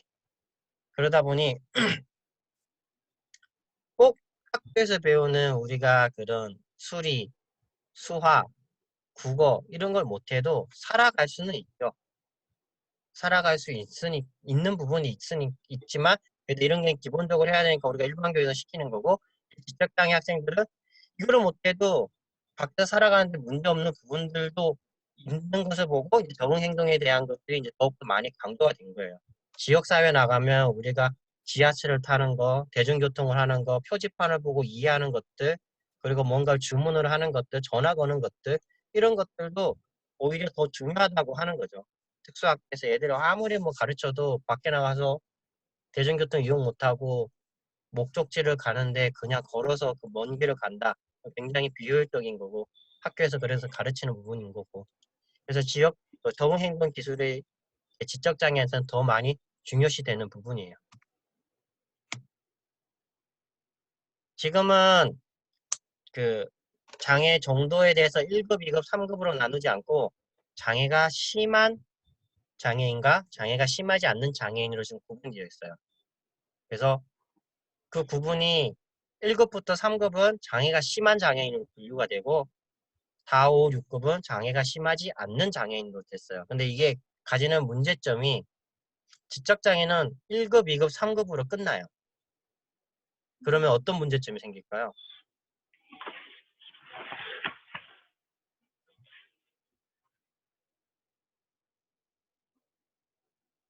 어떤 문제점이 생길까요? 일단은 옛날에 이제 방식으로 보면 1급이라고 하면 34 IQ 이하고 뭐 적응행동도 이보다 더 낮고 해서 일상생활과 사회생활의 적응이 현저히 곤란해요. 일생 동안 타인의 보호가 필요한 사람을 보통 옛날에 1급이라고 했어요. 그래서 아마 보신 적이 있을 거예요. 누가 봐도 사람이 없으면 안 되는 2급은 이제 35에서 50 사이에서 뭐 일상생활에 단순한 행동을 훈련시킬 수 있고 어느 정도 감독과 도움이 있으면 할 수 있는 그리고 필요에 따라 간단한 뭐 작업에 대한 직업도 가질 수 있는 3급은 뭐 50에서 70 사이로서 교육을 통해서 사회적, 직업적 재활이 가능한 사람이라고 이렇게 표현되어 있는데 지금은 이 1, 2, 3급을 장애가 심한 장애인으로 분류가 되어 있어요. 문제점은 1급이랑 3급이 굉장히 차이가 많이 나는데 근데 그거를 그냥 장애가 심한 장애인으로 분류가 되다 보니 지원에 대해서 아직까지 너무 명확하지가 않는 부분들이 생겨버린 거예요. 그래서 이거는 저 친한 선생님의 이제 제자가 지적장애 3급으로서 좀 이렇게 생활하고 있다가 그 체계가 바뀌니까 연락이 왔다 하더라고요. 걔는 특수학교를 졸업하고 이제 직장 생활을 다니면서 이렇게 어느 정도 사회생활을 하는 굉장히 고기능 학생인데 선생님 이제 저는 장애가 심한 장애인이에요라고 이제 얘기를 하는 거예요. 걔는 그냥 냅두면 정말 비장애인하고 구분이 안 될 정도로 그렇게 되게 고기능 학생이었거든요. 그러니까 이제 이런 제도가 바뀜에 따라 그 학생이 가지고 있는 이제 그 장애에 대한 그 분류도 다르기 때문에 다르게 지원이 들어갈 수 있는 거죠. 근데 아직 일단은 우리나라가 지금 바뀐 상태고 지적장애에 대해서는 1, 2, 3급밖에 분류가 안 되기 때문에 지적장애로 장애 등급을 받은 친구들은 다 장애가 심한 장애인으로 그냥 지금 포함이 돼 있는 상태예요. 이 부분은 계속적으로 논의하면서 조금 더 아마 변화되면서 나아질 거는 같지만 지금은 딱 요 정도 상태고요. 그다음 뭐 등상은 일단은 언어, 인지, 학습 모든 웬만한 부분에서는 이제 발달적인 문제가 생기고 기능이 되게 낮습니다. 그래서 사회적 판단이나 위험에 대한 인식, 행동이나 감정 조절, 개인과 학교나 직장에서의 동기유발에 어려움을 겪을 수 있고 이제 주의력 결핍, 뭐 과잉 행동, 자폐, 불안 장애, 이런 분노 발작, 자해 행동도 간혹가다 동반이 될 수 있고요. 다 그런 건 아니고요. 그리고 적절치 못한 성교육이나 성충동 교정 능력으로 성적 탈선이나 성범죄를 지르는 비율이 높은 편입니다. 이제 아시다시피 아마 지적장애 여성이라고 인터넷에 치면 가장 많이 나오는 얘기 중 하나가 아마 성범죄 관련된 내용이 좀 많이 나오긴 해요. 그래서 과거에도 이것 때문에 좀 많이 문제가 됐고, 저도 이거는 기사로 들을 때마다 굉장히 좀 화가 많이 나는 부분이라서 하는데, 옛날에 판결 중에서도 그 비장애인 남성이 그 장애 여성을 꼬셔서 관계를 맺어서 성폭행이다라고 했는데 대가성이 인정이 돼서 성폭행이 아니라 성매매로 이렇게 사건이 넘어간 적이 있었어요. 근데 그 대가성이 떡볶이였어요. 그래갖고 떡볶이 사줄 테니 같이 가자 해서 그렇게 해서 된 부분인데 이놈의 판사들과 저기 변호사인지 모르겠지만 아마 이놈들이 무슨 생각을 하니 그게 그 대가성으로 인정이 됐다고 해가지고 성매매되는 일이 있었는데 굉장히 화가 나더라고요. 그런 부분에서 인지를 못하는 아무리 법이라고 하지만 그 장애를 가진 특수성을 고려하지 않은 그렇게 일어나는 일들이기 때문에 좀 성에 대한 부분에서는 많이 취약한 부분이 너무나 많이 가지고 있습니다. 그래서 나중에 뒤에 한번 성교육에 대한 얘기를 할 때 한 번 더 이건 얘기를 할게요. 증상으로는 우리가 좀 네 단계로 좀 나눌 수 있는데 경도, 중증도, 고도, 최고도를 하는데 또 편하게는 우리가 경도 지적장애, 중도 지적장애, 중증 지적장애 이렇게 많이 표현을 하고요. 거기에 대한 거는 경도는 어느 정도 3급인 학생들이 되게 많겠죠. 우리가 말하는. 그러면 읽기, 쓰기, 계산해서 좀 이런 걸 하고 추상적 사고 능력이나 결핍, 인지적 능력의 저하, 사고, 단기 기억 정도는 그래서 약간 어려움이 정도 있는 수준이고요. 그리고 중등도는 이제 학년 경기에서는 학업에 조금 어렵고 학업습 준비나 이런 데서 좀 느려서 어려움을 가지고요. 그리고 학년기에서는 학습 기술이 또래에 비해 느려가지고 여기서부터 학년이 올라가면서 이제 차이가 점점 벌어지고요. 5도 정도의 수준이면 이제 글자를 이해하지 못하거나 이제 수, 양, 시간 이런 부분의 이해에 대한 개념에 대한 이해가 굉장히 부족하고요. 이거 외부의 도움이 필요에 따라서 이제 할 수 있는 식사, 옷 입기, 목욕하기 이런 일상생활에서 많이 필요하고요. 최고도는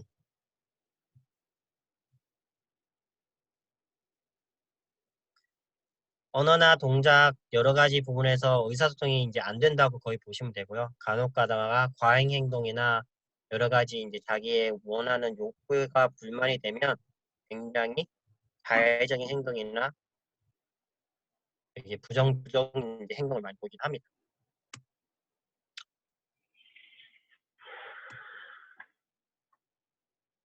학습에 대한 거는 우리가 경도 지적 장애는 최대 수준은 한 5, 6학년 수준이라고 제가 보통은 얘기는 해요.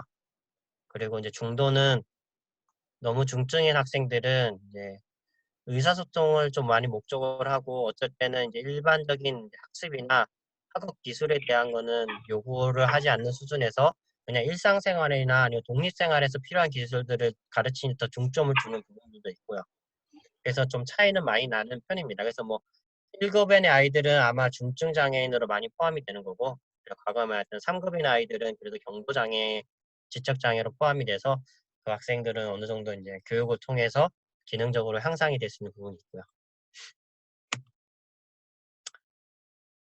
학습에 대한 거는 일단 주의 집중 어렵고 관심도 없고 이제 기억에 하는 부분에서 굉장히 제한적이고 추상적으로 어떤 설명을 했을 때 그거를 이해할 수 있는 부분이 굉장히 낮습니다. 힘드시죠? 졸리고 하품하고 안 보는 것 같죠? 다 보고 있어요, 선생님. 아, 뒤에는 오늘 너무, 나도 힘든데. 음,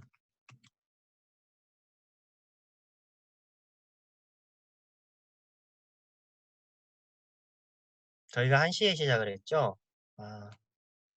1시 시작했으니까.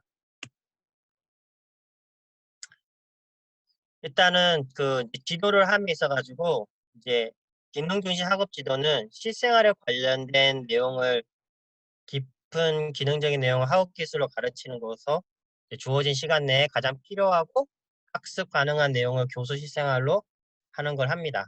그래서 나중에는 이걸 통해서 일반화를 뚝질하고요. 그리고 이 부분 빨리빨리 넘어갈게요. 기능 중심은 이제 장애인 자신의 안정감, 지혜, 역량, 지심 등을 마련을 하는 것을 목적으로 하고요. 그래서 교과 중심의 지적 학습보다는 일상생활 능력을 기르는 데 더 중요시 여겨서 이제 개인 생활, 뭐 위생, 독립생활 이런 부분들을 더 많이 신경을 씁니다. 그래서 이런 부분들을 크게 나누어 가지고 이제 학생을 지도를 하고요. 그래서 이제 기본생활 습관 지도, 뭐 성격 지도, 건강 안전 생활 지도를 해서 지적 학상의 학생들이 이제 학교에서 뭐 학습뿐만 아니라 그 학생들의 수준에 맞춰서 하시는 부분들을 합니다. 지역사회 중심 교수라고 하는데 이거는 저도 굉장히 개인적으로는 좀 중요하게 좀 생각하는 부분이고요. 일단은 나중에 학생들이 졸업을 해서 언젠가 지역사회에 돌아가서 지역사회 구성원으로서 역할을 할 수 있는 거를 최대 목표로 하고 있어요. 그래서 그 환경적인 부분에서의 아동인들이 얼마나 그 지역사회 내에서 활동을 할 수 있는지 필요한 기술들을 가르치고 하는 부분이기 때문에 그래서 그 아동이 살고 있는 그 지역 또는 학교를 주변에서 그 지역에 대해서 실질적으로 지도를 합니다. 그래서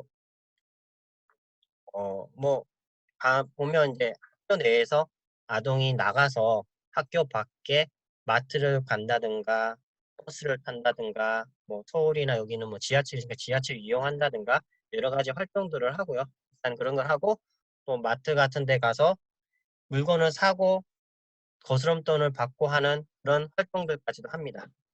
물론 그 밖에 나가서 활동하기 전에 학교 내에서 교실에서 어느 정도 일정 순간에 뭐 어느 정도 연습을 통해 가지고 그런 걸 충분히 하고 나가서 이제 실제 경험을 하고요.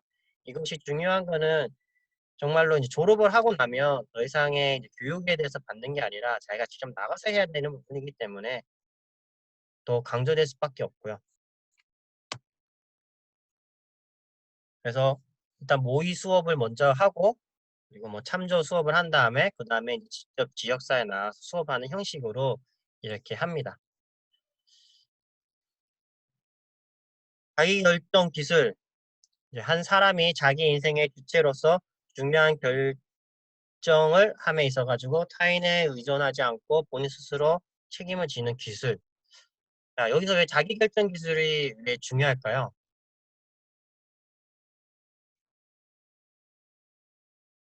혹시 자기결정 기술, 셀프 디터미네이션이라고 하는데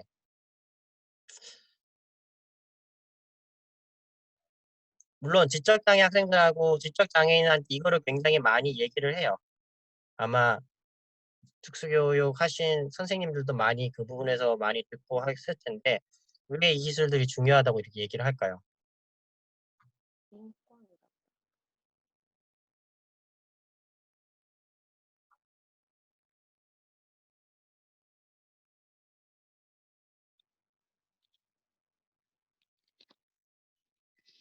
왜냐하면 자기가 선택하는 게 생각보다 학습이 되어 있지 않습니다.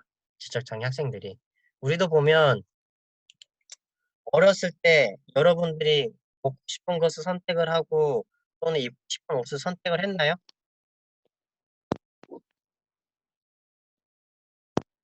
지금 자녀를 키우는 어머님들이 분명히 계실 텐데 자녀에 대해서 어느 정도 선택권을 주나요? 보통은 이거 먹어 또는 이 옷 입어 이렇게 많이 하죠. 그러다 보니 이 학생들이 너무 그런 거에 익숙해졌기 때문에 자기가 선택하는 것들이 없어져 버려요. 그러다 보니 자기가 뭐는 결정하는 데 있어서도 결정력이 굉장히 떨어지는 부분들이 많습니다. 그래서 이게 기술이라고 말하기 참 어렵지만 어떤 것에 해서 자기가 그 선택도 어쩔 때는 저희가 강요된 선택을 하잖아요. 잘못된 선택을 하면 뭐라 그래요? 아니야, 다시 선택해봐. 밥 먹을래? 짜장면 먹을래? 뭐 짬뽕 먹을래? 난 짜장면이야. 아니야, 다시 선택해봐. 아니야, 그거 말고. 하다 보면 거의 외부로부터 선택돼 있는 것에 대해서 이제 아동이 그쪽으로 가게끔 이제 얘기를 많이 하죠. 우리 비장애인도 이러는데 우리 지적장애인들은 거의 선택이라는 부분에서 많이 없이 생활을 좀 많이 해요. 이미 부모들도 장애가 있다 보니까 너무 투머치 케어하면서 이렇게 하다 보니 거의 뭐 아동의 선택권이 없는데 근데 이것이 굉장히 직업을 선택한다든가 나중에 자기가 하고 싶은 걸 한다든가 하는 어느 정도의 선택권이 있었는데 그런 것들이 다 없어지기 때문에 굉장히 중요시 좀 얘기를 하는 부분이고요.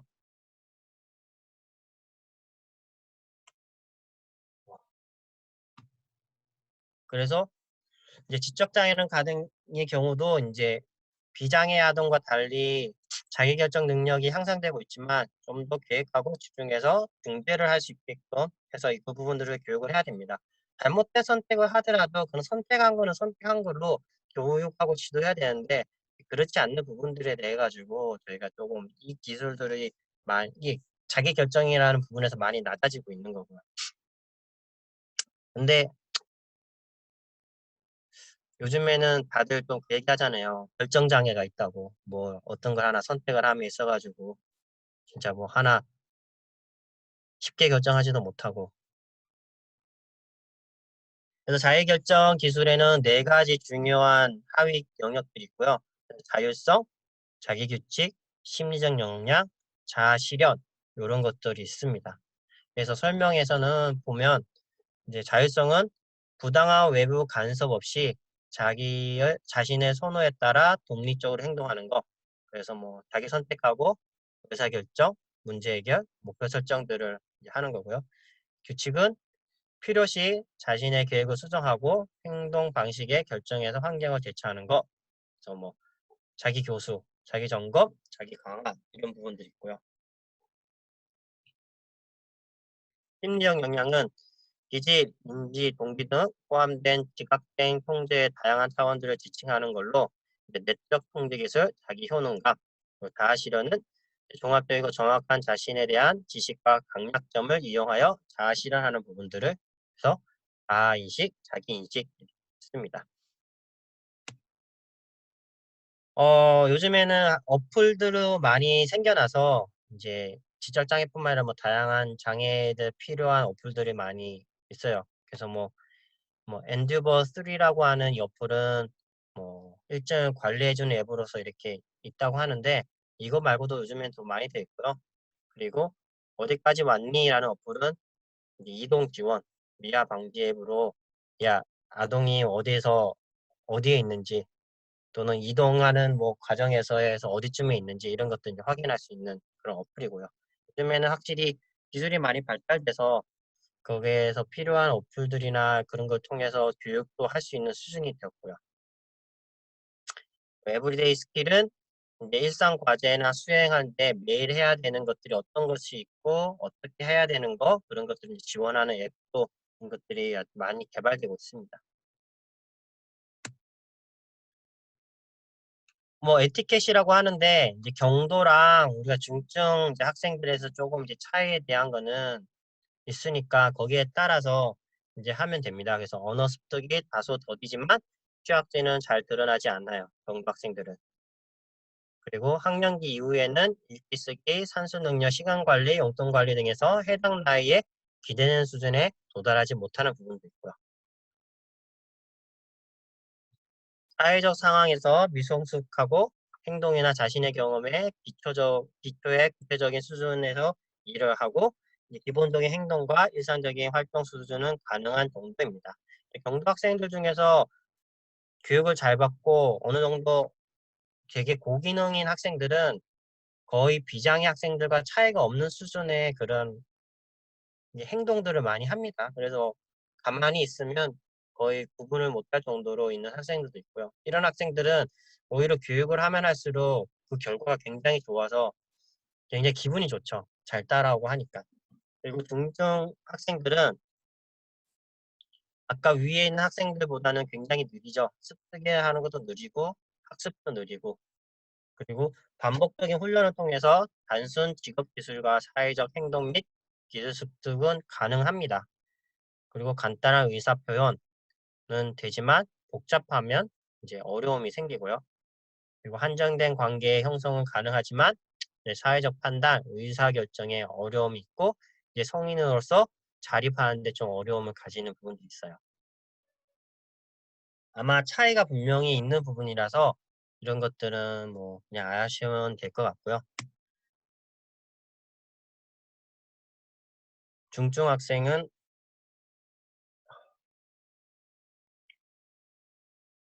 일상적 의사소통이 필요한 언어 습득은 매우 제한적이고 이제 불가능할 때도 있고요. 그리고 이제 반복적인 훈련을 통해서 복잡한 행동을 수행할 수는 복잡하지 않는 이게 간단한 행동만 이제 수행하고 이제 한정된 언어, 이제 생존에 필요한 언어는 습득은 하지만 이제 기본적인 판단이나 의사 결정에 대해서는 굉장히 어려움이 많습니다. 뭐 자해 행동과 같은 부적응 행동도 보이는 경우가 있고요. 그리고 이제 체중도 가장 낮은 수준의 이제 학생들은 의사소통과 감각 운동 그리고 다른 뭐 신체적 기능에서도 이제 결함이 나타나고 극히 제한된 언어에만 반응을 보여서 의사소통이 거의 불가능한 수준도 있고요. 그리고 이제 거의 대부분은 자립이 어렵기 때문에 한 명 이상의 사람이 필요해서 도움이 필요한 수준을 이렇게 얘기를 할 수 있습니다. 근데 여기에 아까 이렇게 네 부분이 나눠 있지만 이 학생들이 그냥 우리가 옛날에 말하는 1급, 2급, 3급 안에 다 포함이 되면서 지금은 이제 장애가 심한 장애인으로 분류가 됐어요. 근데 경도랑 되게 나는 체중도랑 차이가 너무 많이 나서 그 부분에 대해서는 이제 계속적으로 이제 뭐 논의를 해서 필요한 부분이고요. 뭐 에티켓인데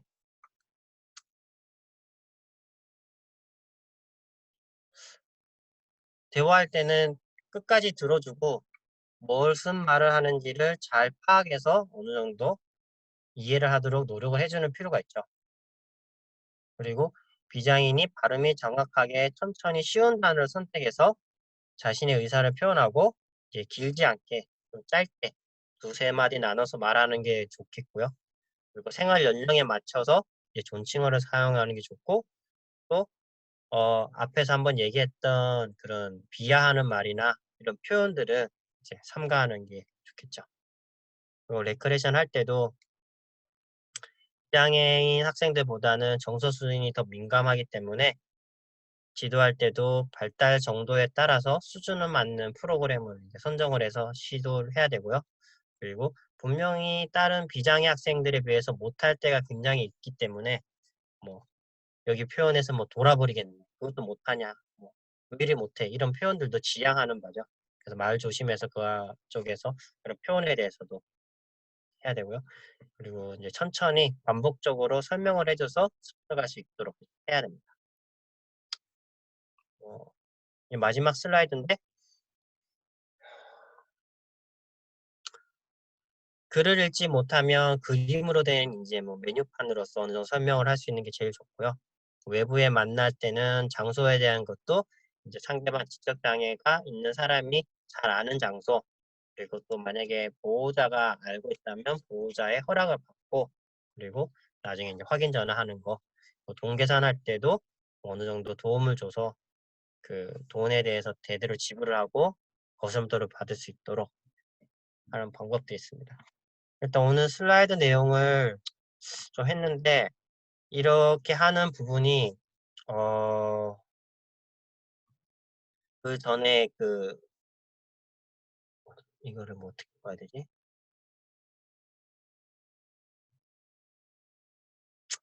그 전에 영문쌤이랑 이렇게 한번 해보고 했는데 생각보다 좀 쉽지는 않네요. 여러분 다 음소거를 다 제거해 주시고 소리를 다 켜주시고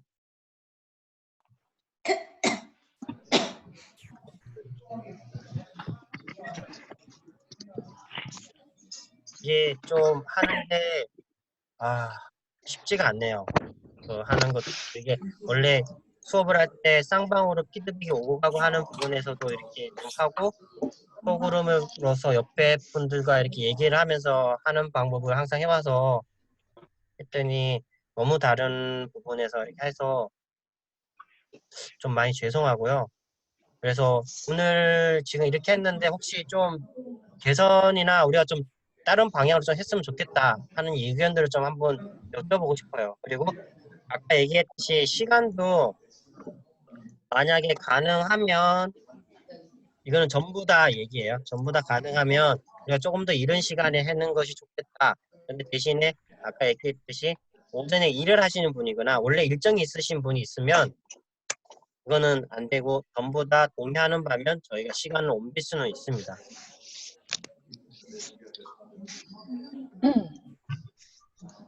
또 이럴 때 얘기하라고 하면 좀 얘기하기 힘드시죠? 교수님, 저희 시험 안 보면 안 돼요? 중간고사? 그런 거라요? 네. 굉장히 용감한 발언인데. 아마 중간고사는 이렇게 해서 저희가 무슨 시험이 되겠어요.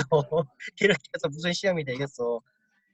그냥 뭔가 대체로 뭐 하는 방법으로 하는 걸로 하고요. 저도 그 중간고사 일정이 원래는 언제죠?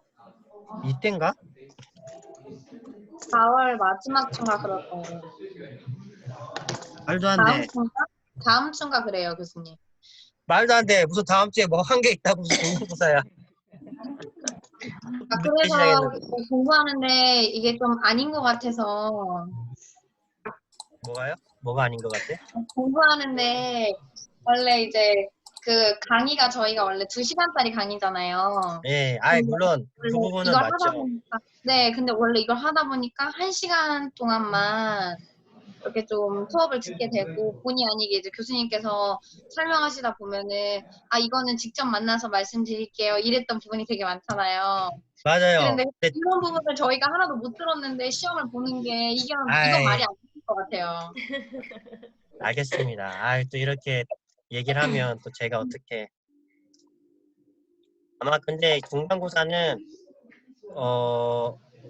그걸로는 뭐 페이퍼나 저희 시험으로는 하진 않을 것 같고요. 기말고사도 이런 식으로 지금 제가 제일 불안한 게 이번 학기 내내 온라인으로 할까 봐 이게 제일 불안하거든요. 지금 몇몇 학교는 그렇게 된 학교들이 있어서 지금 상황이 너무 안 좋아가지고 그렇게 되면 다 시험을 뭐 페이퍼를 이렇게 대체하거나 이렇게 할 수밖에 없어요. 근데 그것도 거창한 페이퍼는 아니지만 제가 한번 어디지? 학교랑 어떻게 좀 더 일정이 나온 거를 한 번 더 확인해보고 일단 중간고사는 뭐 이 내용 가지고 뭘 한다라기보다는 더 쉬운 걸로 이렇게 할 수 있는 걸로 그거를 대체를 할 거고요. 그리고 시간은 어떠세요? 그냥 저희가 그냥 1시에 계속 할까요? 좋습니다. 좋습니다. 1시 보니까 지금 뭐 일하시는 곳에서 계시는 분도 있으신 것 같아서 그러면 그냥 시간은 저희가 1시에 계속 하는 걸로 할게요. 그래서 하는 걸로 하고 네.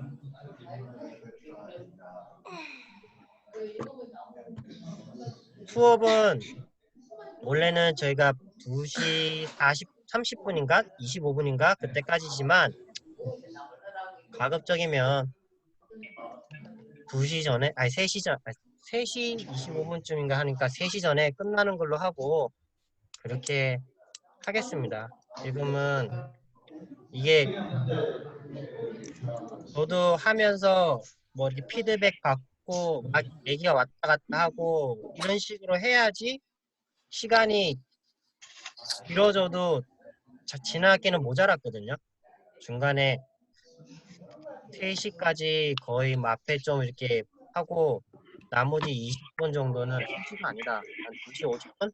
그때까지 하고 나머지 20분 정도는 소그룹을 모여가지고 선생님끼리 얘기를 하고 저도 그 얘기를 듣고 제가 필요한 부분이나 설명할 수 있는 부분을 설명하고 했는데 되게 저는 그게 참 좋았던 것 같은데 그렇게 하면 시간이 충분히 되지만 이거는 그러지가 못하잖아요.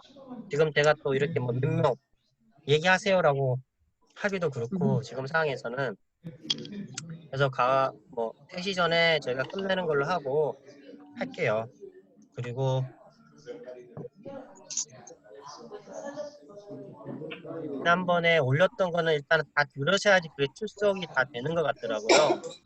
그래서 듣기 싫어도 그냥 유튜브 거 이렇게 좀 하셔가지고 출석에서 전혀 그 불이익 안 당하는 걸로 좀 해주시면 되고, 제가 그 리플러시 펜 한 장짜리 올리라고 하셨잖아요. 했잖아요. 그거는 이번에도 동일하게 수업 내용보다는 본인이 알고 있는 그냥 지적 장애에 대해서 아니면 또는 궁금한 거에 대해서 이렇게 하는 걸로 할게요. 그리고 오늘 이렇게 해보니까 저도 좀 보완할 거 좀 생각을 해서 다음 시간에 할 때는 좀 더 추가하고 또 내용 구성도 좀 다르게 하겠습니다. 그런 부분이 더 나을 것 같아서. 네. 혹시 또 다른 얘기 아니면 뭐 하고 싶은 얘기, 중간고사 얘기 빼고. 교수님, 네. 페이퍼는 매주 제출하는 거예요? 예, 그냥 A4 용지인데, 아, 제가 이번 주 생성을 안 했구나. 너무 부담 가지지 말고 그냥 지적장애에 대해서 뭐 제가 이해한 거, 그리고 자기가 경험했던 거, 그런 걸로 그냥 간단하게 해주시면 될 것 같아요. 혹시 너무 거창하게 생각하시지 말고, 저도 이런 얘기를 들었어요. 딴 수업에서 되게 힘드셨다면서요. 과제도 엄청 많았고. 과제를 안 했는데. 과제를 엄청, 아니, 이게 저 거 말고, 그 전에 이제 그쪽에서 엄청 많이 해가지고 되게 힘들었다는 얘기를 들었어요. 그래서, 근데, 그래서 지금 죄송한 부분 중 하나가, 여기가 정말로 2시간 반의 수업이 그냥 1시간에 그런 유튜브로 좀, 죄송하게 저도 허접하게 해놓고, 그렇게 해놓고, 지금 또 지금 여기서 이렇게 하는데 되게 제한적이 많은데, 다른 교수님들은 과제를 엄청 내신다고 하더라고요. 저희 이번 학기 논문 써야 돼요, 교수님. 너무 힘들어요. 지금도 너무 힘들어요. 저희 맞아요. 다음 주에 논문을 써야 돼. 아니, 논문 제 얘기가 안 제출해야 끝났잖아. 되잖아. 내 얘기가 안 끝났잖아.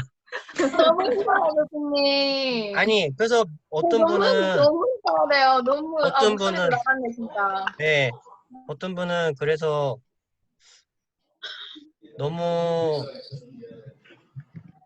그래서 고민을 했죠. 아, 그러면 논문을 요약해라가 해야 될까?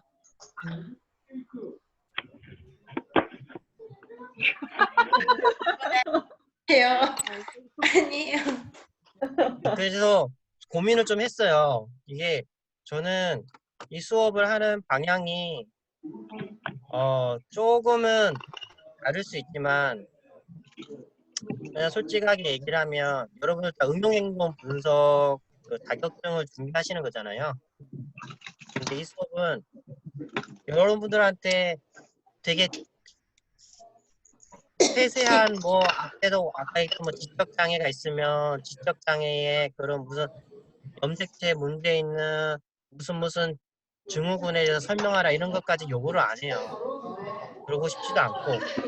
왜냐하면 더 얘기하고 싶은 거는 그냥 장애 이해에 대해서 여러분들이 기본적인 거 그냥 옛날에 몰랐던 거 그런 거에 대해서 조금 더 이해 폭만 넓어졌으면 하는 부분이 있어요.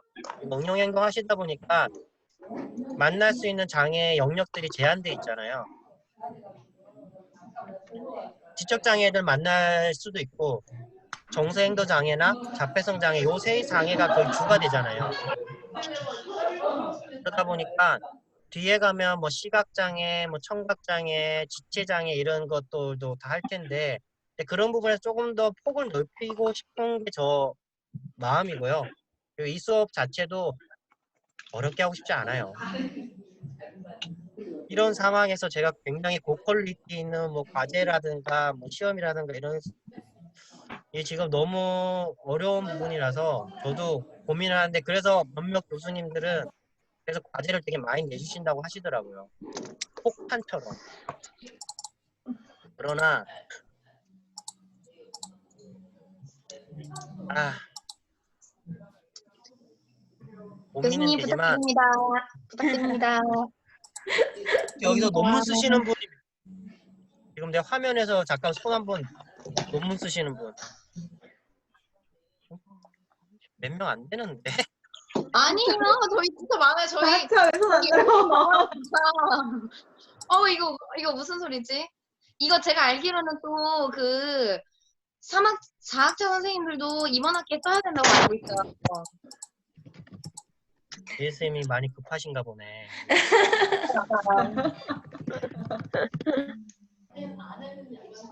네, 그러면 일단은 좀 그래도 수업은 수업대로 하는 거지만 과제에서 부담을 최대한 안 주고 그리고 저희 시험의 중간고사는 일단 저희가 뭐 학교 쪽에서 뭐 페이퍼로 이렇게 하는 걸로 대체를 할게요. 그리고 논문 준비하시는 거 혹시 뭐 또 논문 쓰시다가 약간의 피드백이 필요하면 알았어요. 채팅방에 금방 좀 알았어 논문 쓴다고 계속 올리시네. 마지막에 누구야 논문 씁니다 느낌표 3개 아닌가? 하고 뭐 논문 쓰시는 것도 뭐 하시는 것도 제가 뭐 봐드릴 수 있는 부분은 이렇게 어느 정도 구성이라든가 뭐 연구 방법 정도는 내용은 제가 잘은 다 각자 주제가 다르니까 잘 모르지만 혹시 필요하시면 제가 도움이 될 수 있으면 이렇게 해드리고요. 그런 식으로 저희가 진행을 할게요. 딱 잘못하면 정말로 이번 학기 내내 여러분 한 번도 못 볼 수도 있어요. 실제로 만나는 거.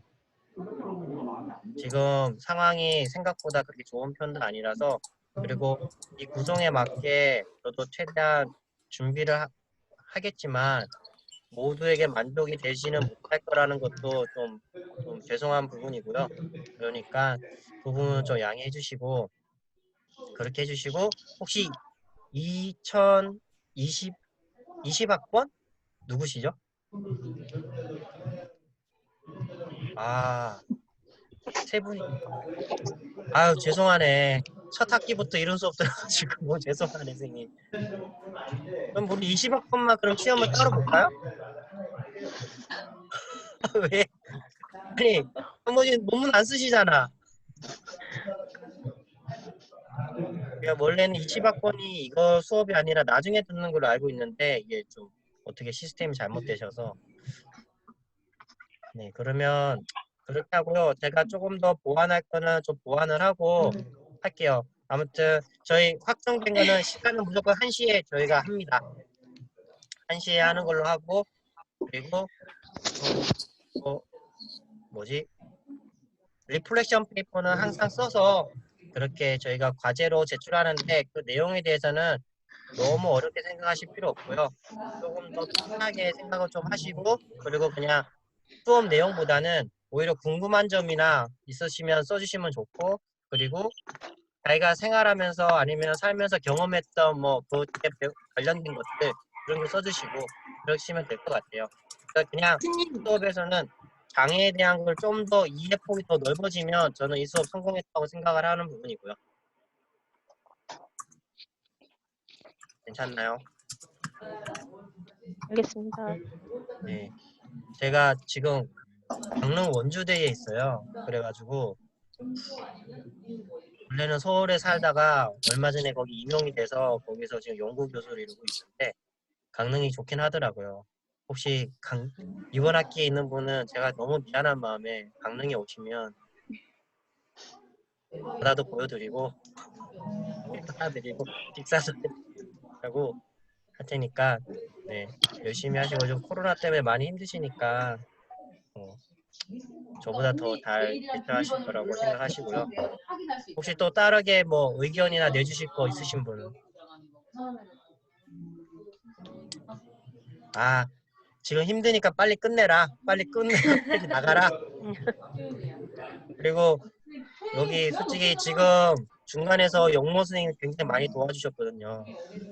그래서 나중에 영모 선생님 보면 감사하다는 말 꼭 전하고 싶고 여러분들도 제가 계속 신혼이신 분한테 너무 방해를 해가지고 죄송하더라고요.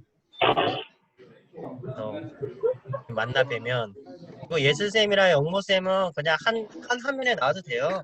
네. 이제 남들 보기에 각방 쓰는 것처럼 보여가지고. 네. 그래서 뭐 하고요. 이왕 저희가 이렇게 처음 얼굴 뵙고 하지만 진짜 죄송한 마음이고 이 사태가 저희가 원하지 않는 사태에서 일어난 거라서 이래저래 그냥 학생들이 제일 피해를 많이 보는 것 같아요.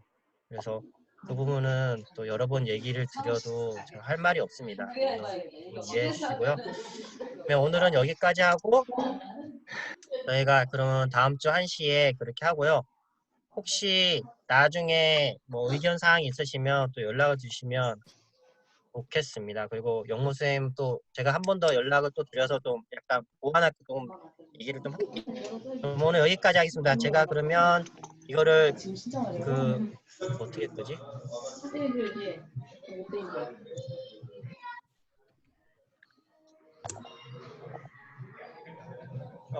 이제 종료를 할게요. 감사합니다. 네, 수고하셨습니다. 수고 많으셨습니다.